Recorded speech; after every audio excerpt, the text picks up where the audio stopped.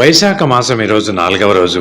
వైశాఖ పురాణం నందలి 4వ అధ్యాయం వైశాఖ ధర్మ ప్రశంస గురించి మనం తెలుసుకుందాం.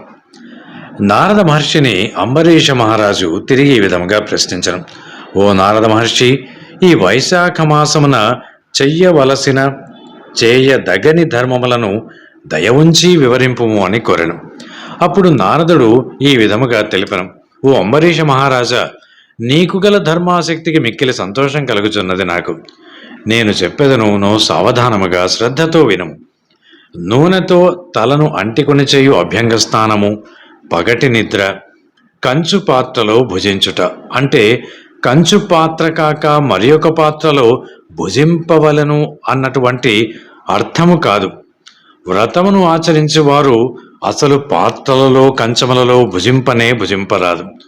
అరటి ఆకు, విస్తరి ఆకు, తామర ఆకు మున్నగు ఆకులయందు మాత్రమే భుజింపవలను అన్నటువంటి నారదుని అభిప్రాయం.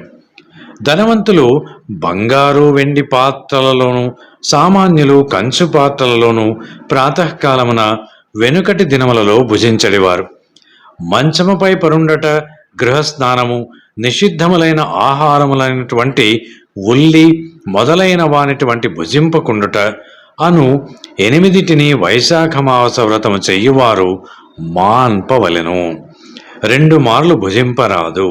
పగలు మాని రాత్రి యందు భుజింపరాదు అంటే పగటి యందు మాత్రమే భుజించి రాత్రి భోజనమును మానవలెను అని తెలిపెను. అంతేకాకుండా వైశాఖ మాస వ్రతమును పాటించువాడు తామరాకున భుజించిన పాప విముక్తుడై వైకుంఠమున చేరను. ఈ వైశాఖ మాస వ్రతము పాటించువారు ఎండలో నడిచి అలసిన వారి పాదములను కడిగి ఆ జలమును భక్తి శ్రద్ధలతో తలపై చల్లుకొనవలను. అది ఉత్తమమైన వ్రతము. మార్గాయాసమునొందినటువంటి ఉత్తమ బ్రాహ్మణుడిని ఆదరించి ఆసనమున కూర్చుండబెట్టి వానినే శ్రీ మహావిష్ణువుగా భావించి వ్యక్తి యొక్క పాదములను నీటిచే కడిగి ఆ పవిత్ర జలమును ఎవరైతే భక్తితో ఈ కార్యక్రమం జరుపుచున్నారో వారు తలపై చల్లుకొనిన వారు చేసినటువంటి పాపములన్నీ కూడా పటాపంచలై నశించిపోవును. ఆ జలమును తలపై చల్లుకొనిన గంగ మున్నగు సర్వతీర్థములయందు స్నానము చేసిన ఎంతటి పుణ్యము కలుగునో అంతటి పుణ్యము సిద్ధించును. విష్ణు ప్రీతికరమైన వైశాఖ మాసమున నది తటాకము స్నానము చేయక తామరాకు మున్నగు ఆకులయందు ఆహారమును భుజింపక విష్ణు పూజనము లేక కాలము గడిపిన ప్రాణి గాడిద కడుపున పుట్టి తరువాయి జన్మయందు కంచర గాడిదగా జన్మించును. ఆరోగ్యవంతుడయుండి దృఢ శరీరము కలిగి స్వస్థుడయున్నను వైశాఖమున గృహస్నానము చేసినచో నీచ జన్మను పొందును. వైశాఖ మాహమున బహిస్నానము నది తటాకాదులలో చెయ్యనివాడు 100 మార్లు సునకము అంటే కుక్క జన్మ పొందును. స్నానాదులు లేక వైశాఖ మాసమును గడిపినవాడు పిశాచమై ఉండను. ఈ వైశాఖ మాస వ్రతమును ఆచరించినప్పుడే వానికి పిశాచత్వం పోవును. వైశాఖ మాసమున లోభి అయి జలమును కాని అన్నమును కాని దానము చెయ్యనివాడు పాప దుఃఖములను ఎట్లు పోగొట్టుకునను చెప్పు? పోగొట్టుకొనలేడని భావం. శ్రీ మహావిష్ణువును ధ్యానించుచు నదీ స్నానమును ఆచరించిన వారు గత 3 జన్మలలో చేసిన పాపములను కూడా పోగొట్టుకొందరు. ప్రాతకాలమున సూర్యోదయ సమయమున సముద్ర స్నానమును ఆచరించినచో 7 జన్మలలో చేసిన పాపములన్నీ కూడా నశించిపోవును. జాహ్నవి, రుద్ధగంగ, కాళింది, సరస్వతి, కావేరి, నర్మద, కృష్ణవేణి అని గంగానది 7 విధములుగా ప్రవహించి సప్త గంగలుగా ప్రసిద్ధి పొందినది కదా. అట్టి సప్త గంగలలో ప్రాతకాల స్నానమును ఈ వైశాఖ మాసమున చేసిన 1,000,000 జన్మలలో చేసిన పాపములను కూడా పోగొట్టుకొనుచున్నారు. దేవతలచే నిర్మితములైనటువంటి సముద్రాదులందు స్నానమును వైశాఖ మాస ప్రాతకాలమున చేసిన వారి సర్వ పాపములు నశించి పుణ్యప్రాప్తి కలుగును. గోవు పాదమంత ప్రమాణము గల బహిర్జలమున ఆరుబయట తక్కువ జలమున్న సెలయేళ్లయందు గంగా నది సర్వతీర్థములు కూడా వసించును. ఈ విషయమును గమనించి భక్తి శ్రద్ధలతో వాటి యందు స్నానమాచరింపవలను. రసద్రవ్యములలో క్షీరము ఎంతో ఉత్తమము. క్షీరము కంటే పెరుగు ఉత్తమము.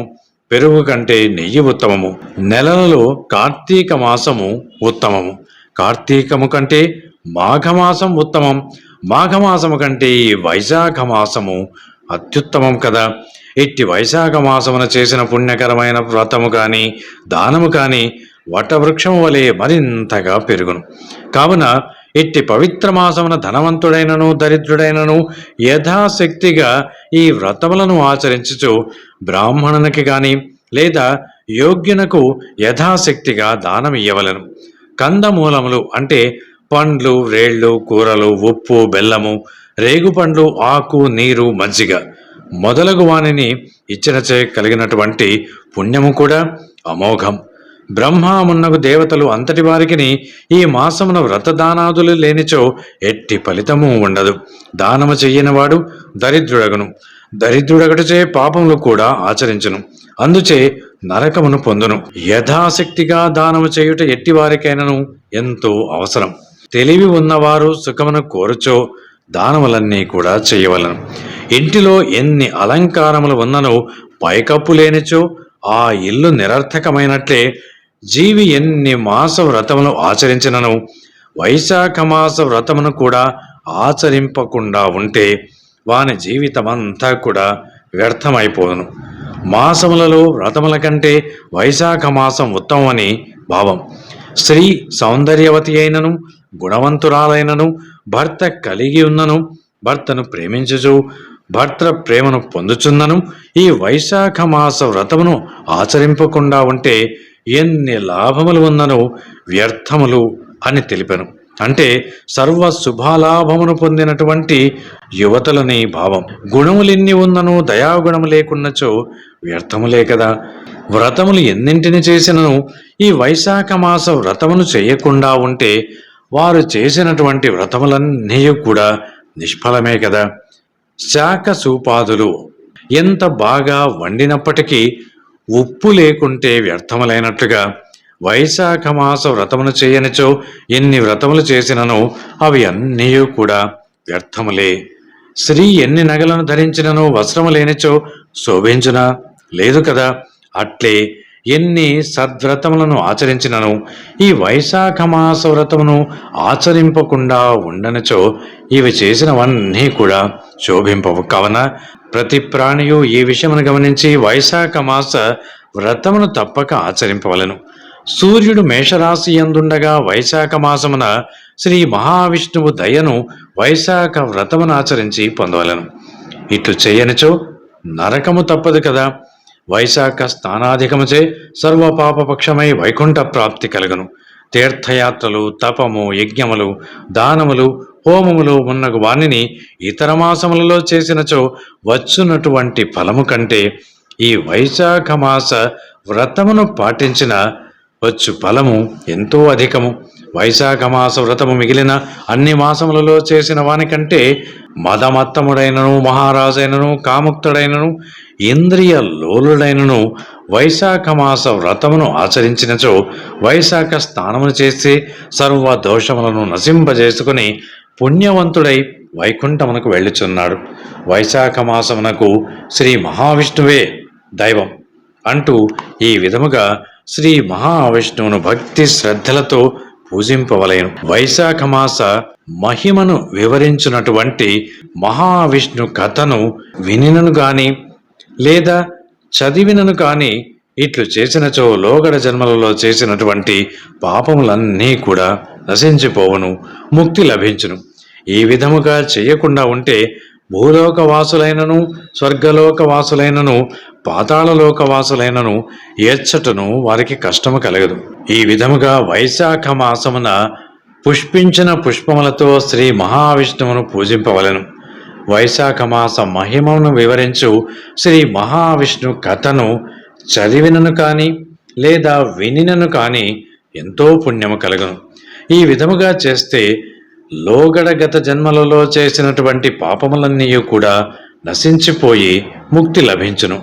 ఈ విధముగా చేసిన వారు భూలోకవాసులైనను స్వర్గలోకవాసులైనను పాతాళలోకవాసులైనను ఎచ్చటను అయినను వారికి ఎలాంటి కష్టములు ఉండవు. వారికి గర్భవాసము స్తన్యపానము కలగవు. అంటే వారికి పునర్జన్మ ఉండదు, ముక్తి కూడా సిద్ధించును. ఈ వైశాఖమున కంచుపాట్లలో భుజించువారు శ్రీ మహావిష్ణువు కథలను వినని వారును, స్నానము దానము చెయ్యని వారును నరకమునకే పోదురు. బ్రహ్మహత్య మున్నగు పాపములకు ప్రాయశ్చిత్తము కలదు, కానీ వైశాఖ స్నానము వ్రతము చేయని వానికి పాపమును ప్రాయశ్చిత్తము లేదు కదా.